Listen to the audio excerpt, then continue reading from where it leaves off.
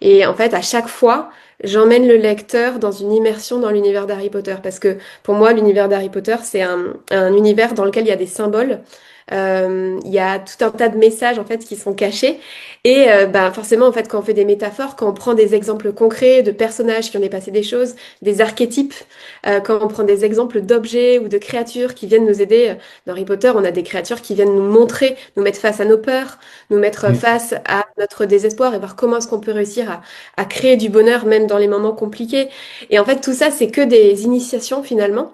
Mais en fait, en faisant le lien entre cet univers métaphorique, imagé que tout le monde connaît, même si c'est qu'un tout petit peu, en fait, dans tous les cas, je réexplique les concepts, mais en faisant le lien avec cet univers, ça permet de vraiment venir dans la pratique.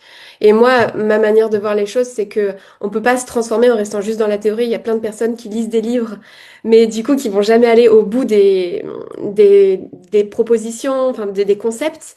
Donc moi, j'enlève beaucoup de concepts, ou bien je les explique vraiment très brièvement, mais par contre, derrière, c'est de la pratique. Donc il y a beaucoup de questions de coaching.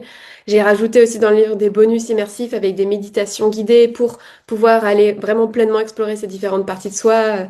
Voilà, donc je voulais vraiment que ce soit un guide qui aide la personne à se transformer et à se choisir, à se remettre au centre, en fait.